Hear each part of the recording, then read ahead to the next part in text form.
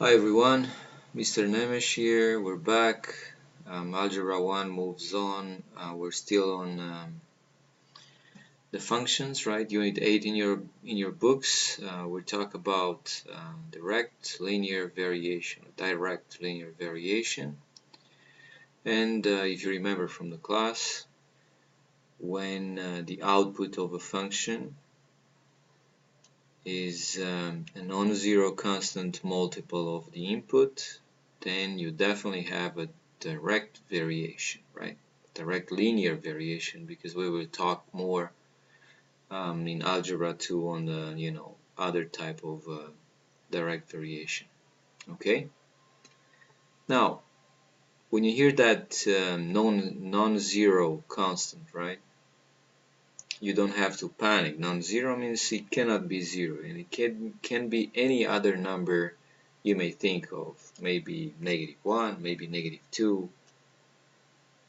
Could be a fraction, could be a decimal, right? But it cannot be zero, because if your function, let's say f of x, will equal 0 times x, well, then your function will be nothing else than 0, right? And because of that, if you have f of x equals kx, right? We need to make sure that k is non-zero, and that's one quick way to write that, right? K has to be different than 0. K cannot be equal to 0.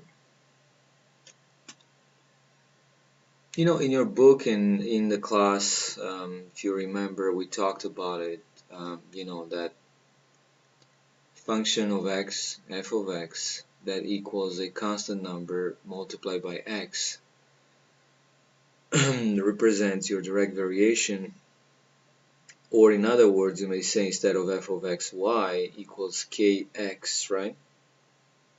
But in the same time, as you notice here, to have a direct variation, a linear direct variation, the ratio of your y to x will always be the same, okay?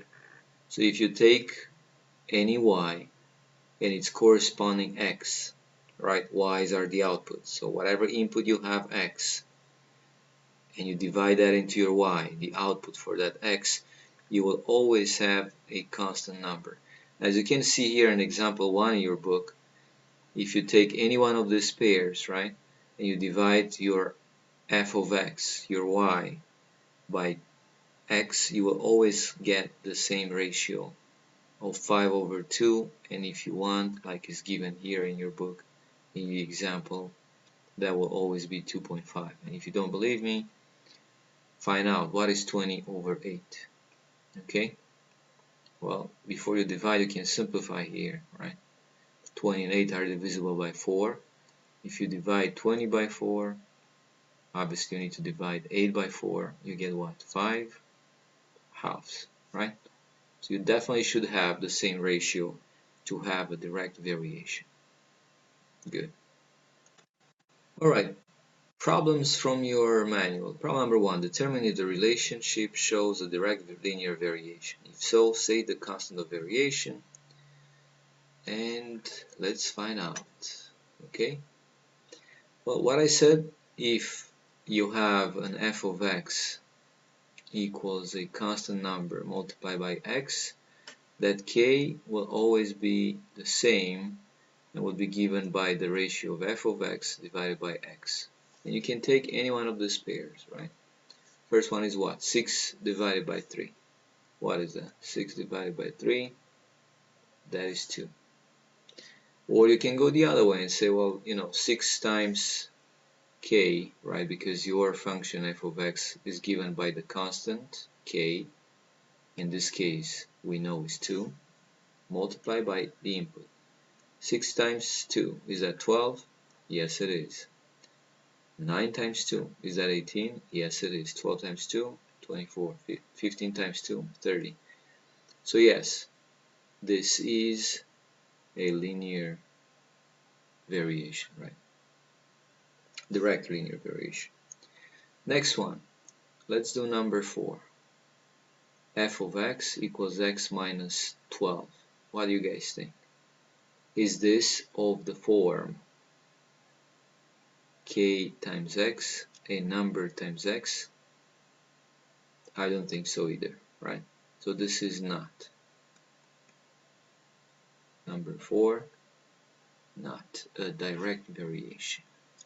Okay, moving on. How about number 5? Number 5 says y equals 9 divided by x, right?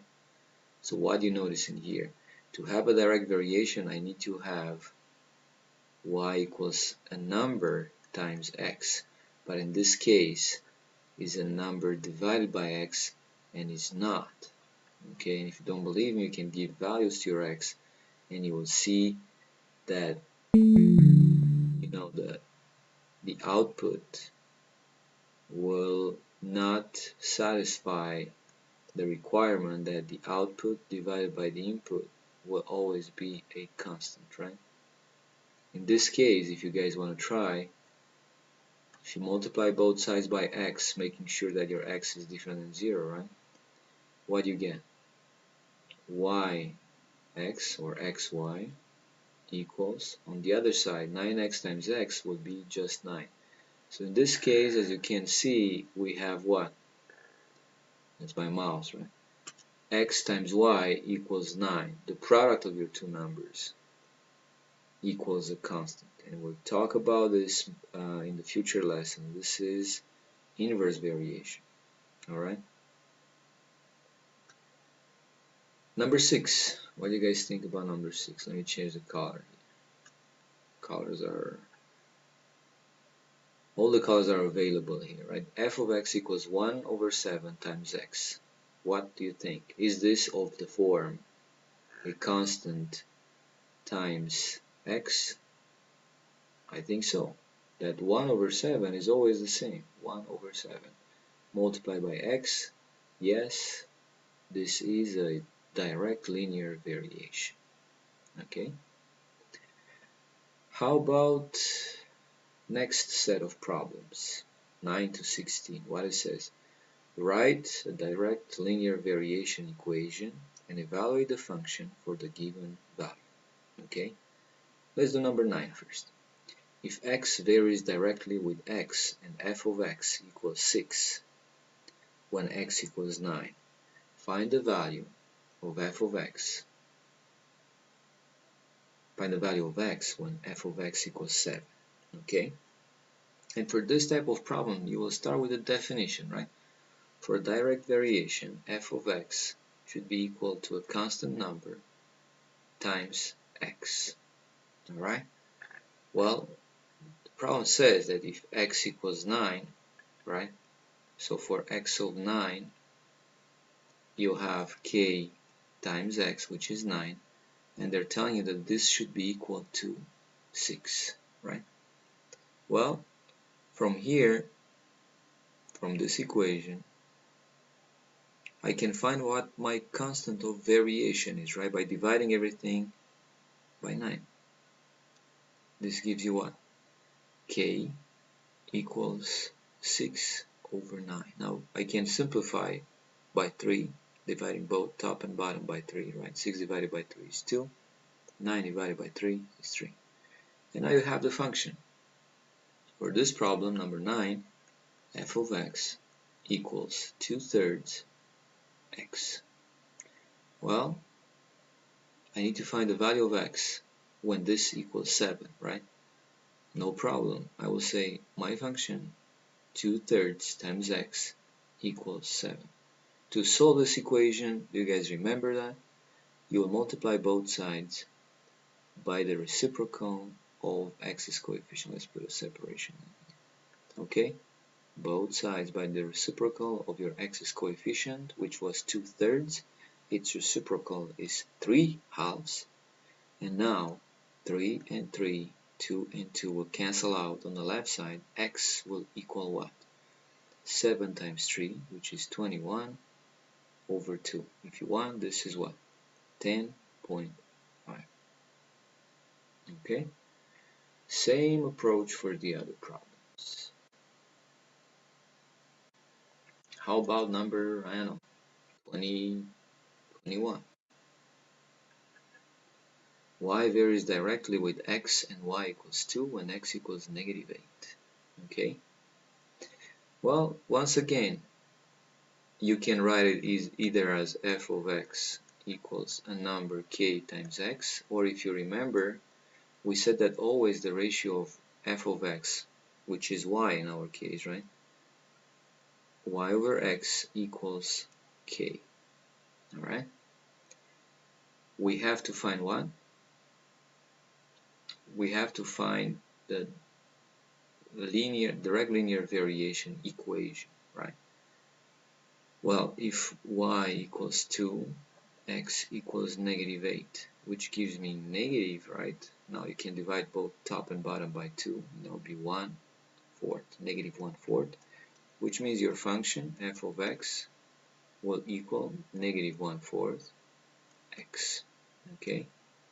Next step, it will be to graph this function. All right, let's find a blank page here. Okay. How about a blank page with the grid on it? Okay. And our function f of x was equal to negative 1/4 x. All right. How should we graph that? Well, remember, for any function, and I will change colors. How about blue? Right. I will start by giving values to my x, and I can make a table of values, or the so-called t-table. You can make it double t-table if you have to show me, if you want to show me all your calculations, right? I have x input, I have f of x equals negative 1/4 x, and y, right, which is your f of x. And you should give some values. Maybe you can start with 0, maybe 1, 2, 3 will help, right? Because this is going to be a linear variation. Do you guys remember from the class? All we need will be 2 points actually. Why do we need only 2 points? Because 2 points determine a unique line, right? If I have 2 points, all the other points will be on the same line that goes through the 2 given points, and we will be fine, right? Okay, if f of x equals 0, if x equals 0, your f of 0 will be what? Negative 1/4 times 0, which is, what is negative 1/4 times 0? Would be 0, right? F of 1 would be negative 1/4 times 1, and that will be negative 1/4. F of 2 will equal negative 1/4 times 2, which gives you what? Negative 1/2. And you know what? I'm going to skip 3. I will use 4 for the next one. F of 4 equals negative 1/4 times 4, which is equal to negative 1. Well, if you want, f of 3 will be negative 1/4 times 3, which is negative 3/4. Just like the 2 and the 4, because they're, factors of 4, and I can simplify better, but it really doesn't matter what I said. If you have 2 points, you will be fine. Okay, our coordinate system. Now, if you notice, your x goes from 0 to 4, your y is negative, right? So first of all, my x-axis, I hope you guys can see that. Maybe I should use a medium size. Let's see if that works better. Okay, there you go. Okay, that's my x-axis. Now x is all positive, right? And on the y, all my y's are negative, so I can go this way. Okay, let's label that. Now when I'm saying label, I mean this is your y, right? And here you have your x. Good. Next things, your x goes from 0 to 4. And you can use, I don't know, 4 unit squares here. 2, 3, and 4. Okay, 1, 2, 3, and 4. For the y, its values are going from 0 to -1. 1, 2, 3. So how about going by, you know, let's see, same 4 units, right? This is -1/4. 1, 2, 3, 4, again, -1/2, right? 1, 2, 3, 4, that would be -3/4, and 1, 2, 3, 4, -1. Okay. Next step, plot your points. First point 0, 0, and I'm gonna use blue for that. 0, 0 is your origin. Right? Next one. You know, with this software that I have here, let's use a thicker line so that way I have to. Okay, next one. 1, -1/4. Next one. From 2 you go down to -1/2. There you go. From next one, for x equal 3, I have -3/4, right? From next one, 4, I have -1. You go down from 4, -1. Here is the point, right? And my line, let's use green for that. As you notice, your line goes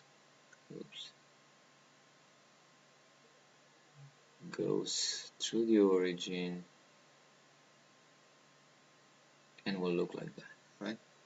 Now, one thing you should put on your papers, if this will be a constructed response, you can always say,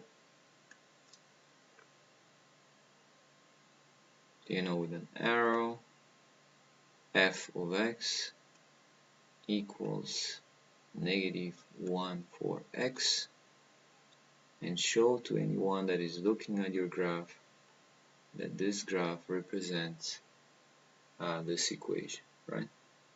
Obviously a negative slope, and many of you have realized that, and we talked in class about it, that actually that k is nothing else but the slope that we talked about throughout the whole first semester, right?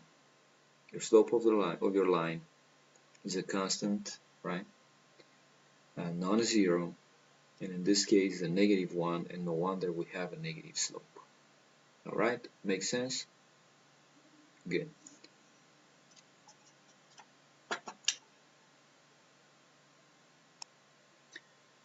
All right, everyone, let's start a word problem here, right? How about number 28?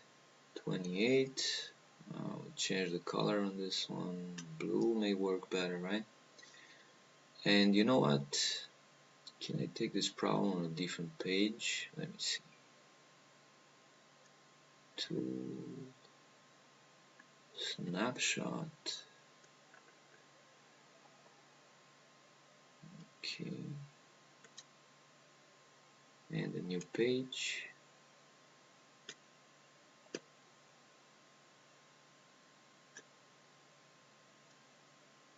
Hold on. Let's see if it works. There we go. Okay. The area of a circle varies directly with the square of the circle's radius, right? If the area of a circle with a radius of 2.4 inches is 18.10 squared inches, what is the area of a circle with a radius of 7? Alright? Now, we know that the area of a circle, you guys remember that, right? The area of a circle, I'm going to use the, sub-circle here, is actually what? Pi r squared. Do you remember that? So the area of a circle is definitely a direct variation of the square of its radius. If the area of a circle with a radius of 2.4 inches is 18.10 squared inches, what is the area of a circle with a radius of 7? Now, what we know could be written either, if you want, you can write it as a function. You may say f of r, right? F of the radius equals a constant times the radius squared. And we know that the ratio of the area, well, this is being the area, right? F of r, area of circle, right? Divided by the r squared, right, is always the constant k. So basically what we know is that if we have the first area, which is 18.10, this 18.10 divided by 2.4 squared, right, will be the same as what? The radius of the second circle. Well, it's not the radius first, it's the area first, right? The area of the second circle, which we don't know, we can call it, let's say, a, divided by its radius squared, right? And you have a proportion here. And from this proportion, to find a, you may remember from the proportions rules, right? If I have a over b equals c over d, then I need to find this a will be equal the product of the other diagonal, right? b times c divided by d. Same story here. My a will be, what is the product of the other diagonal? 18.1 times 7 squared, which is what? 49, divided by 2.4 squared, right?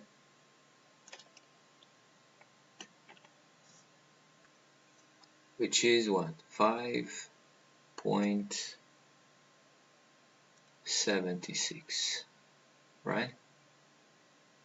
Now, for this problem, you can use a calculator to find approximately what is the area. Go ahead and find what is that. Or you may just go ahead and multiply the top and divide that by the bottom using long division, right? Anyway, you come with an answer that will be approximately what? 153.98 what? Squared inches, right? Because we deal with the area, you need to use squared inches. And this is, just one way to solve this problem. All right? One way. Another way. And by the way, talking about the way we started this problem, when I told you guys that, hopefully not forgotten by all of you, the area of a circle is pi r squared, you can always verify if you got it right. Okay? And supposedly they were using the same formula for the area of a circle, pi r squared. Now, knowing that my radius equals, let's say, r sub 1 equals 7, right? Usually the area of a circle with this radius will be pi times radius squared, and will be pi, and actually let's write the approximation of pi, which everybody should know is 3.14, right? Times 7 squared, and that's approximately 3.14 times 49, right? Which equals what? 3.14. I'm going to use a calculator to speed up, right? And that's approximately 153.86. So as you know, as you see in here, you know, that's approximately 154. We are very close, so yes, definitely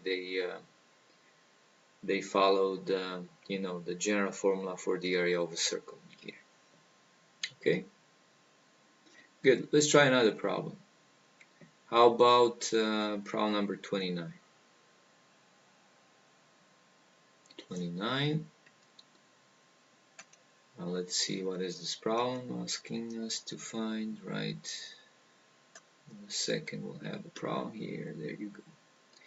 The height reached by a ball thrown vertically upward varies directly with the square of the speed with which the ball is thrown. If a ball reaches a height of 20 meters when it is thrown at 18 meters per second, what initial speed will cause it to reach a height of 30 meters, right? Direct variation, direct variation. So the height, to find the height, we know that this will be in direct variation with the square of the speed. So it would be k times speed squared, and obviously, you know, I'm using that s for speed, right? All right, and as in the previous one, if I want to find just the constant of variation, I will know that my constant will always be equal to height divided by the speed squared. You guys see what I did in here? I divided everything by speed squared. And in this case, speed squared divided by itself, and that's how I got, you know, the height divided by the speed squared should always be the same. Okay, now I have the first height and the first speed, right? So I can say that height 1 over speed 1 squared will be equal to what? 20 divided by 18 squared, right? Now the second set of data here, right?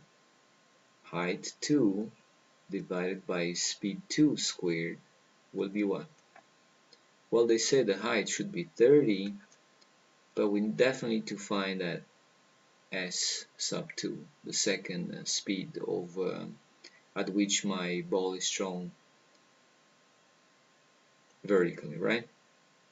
Well, the two ratios should always be k, whatever that k is, right? So now I can write my proportion 20 over 18 squared should be the same as 30 over the second speed squared. Using the proportions, right, you can say that the second speed squared will equal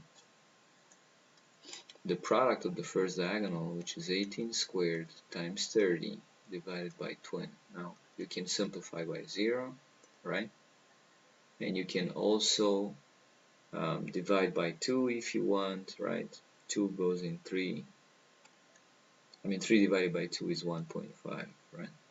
Your second speed squared equals 1.5 times 18 squared, right? To find the speed, you're going to take the square root of both sides. This way your speed, your second speed, will be equal to square root of 1.5 times 18 squared. We can simplify this one as being, first of all, would be square root of 1.5 times square root of 18 squared, right? But square root of 18 squared is 18, square root of 1.5. Okay, what is this? 18 times square root of 1.5. That's approximately what? So you can say approximately 22 meters per second.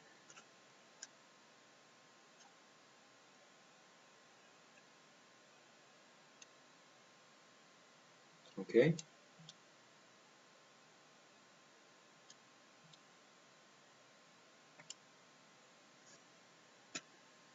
And you can always check, right?